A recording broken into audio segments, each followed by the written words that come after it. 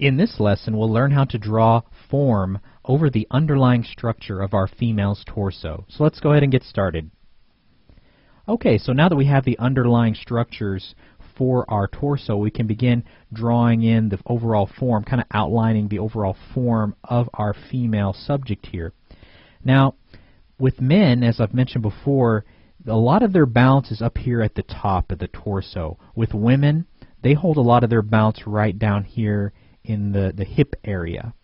And so for men, you can kind of imagine them as being kind of like very triangular shaped in their torso. It's wider at the top, and then everything kind of tapers down towards the pelvic area.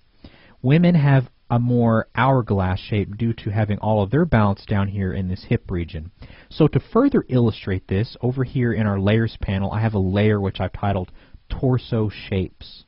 Okay? Let's go ahead and bring the opacity for this way up just so we can see it very clearly. So again, with men, kind of imagine a triangle shape where it's wider right here and everything tapers down kind of towards that groin area. Well, with women, you can imagine two triangle shapes, each intersecting each other, each countering each other, and that gives us kind of more of an hourglass shape to their body. So whether they're very skinny or very large, you still want to maintain a sense of an hourglass shape. So I've worked in these lines here over my underlying structures, my underlying ribcage shape and pelvic shape. And having these lines here can kind of help you reevaluate those shapes that you've drawn, just to make sure that you have them the appropriate size and proportion. And so we want to go for something that feels very much like an hourglass shape for a female. Her hips are going to be a lot wider than a male's hips. So these hips here, you'll notice I've drawn them to where they're a lot wider. I've made sure they're not smaller than, say, the rib cage here. On a male, these hips would probably be a little less wide. They probably wouldn't come out as far. So again, these triangles here, these markers kind of help us further gauge our underlying structure and just make sure that we've got them drawn appropriately. Let's go ahead and take down the opacity to that, just so we can lightly see it here. And so these lines are going to help also aid us in drawing the outlining form of the torso. So on a new layer here, which I've titled Torso, we'll go ahead and begin kind of outlining the overall upper body form. So I'm just going to go ahead and zoom in here. And this part of that heart shape that makes up kind of this pelvic area, this is kind of where you would see the hips kind of really poke out the most on the skin. You kind of see, sometimes you kind of see that bump, you know. So we're going to kind of start with that. Now you can really start with any part of this, but I like to start down here in the hip area personally. So it'll kind of taper in like this, and then it would kind of come out.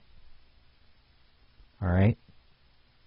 We'll just come out to right around down here, and that way later on we'll have something to kind of start connecting our legs with.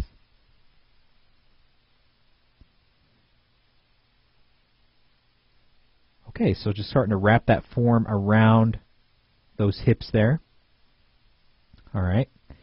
And now just kind of based off of these lines as well, these triangles here, we can kind of gauge how far we want to come in for the waist. So I'm just going to kind of come right up to that line. You can really decide how much weight you want to add at this point. But right there seems pretty appropriate. Now we'll go ahead and kind of work our way up around the rib cage.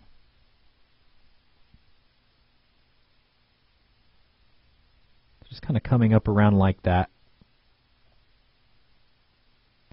And if we just kind of zoom out, we can already kind of get a sense of the overall form of our female here.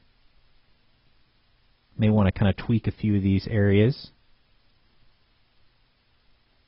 If we feel like that recess is a little bit extreme, we can kind of come around and continue to tweak that. Now the belly button, a good way to gauge the belly button is it's going to be down here obviously in this third head space. Again, one head, two head, three heads. And it's going to be about 3/4 of the way down. So it may be right about there would be a good place to place that belly button. Okay. And coming back up here to the top of this T, again, this T was very important to have because it allows us to really establish the placement of everything else that we've drawn. And so we want to work in just some lines for the collarbone. So this point of intersection, that point also serves as a marker for kind of that recess you have right there in the middle of the upper part of your chest, kind of where it's right there in between where your collarbones come to a point. You can kind of feel it if you just reach up. It's kind of down below your neck, and so it's kind of right here. You'll kind of have a little bit of a recess. And obviously our collarbones aren't perfectly straight. It's not a perfectly straight rod running through our body.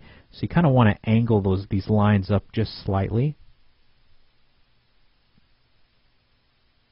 So something kind of like that, all right? So what we're going to get into next in the next lesson is basically working out the shoulders and the arms. Now, when I worked out this T, I was also thinking about, in the back of my mind, how broad are her shoulders going to be?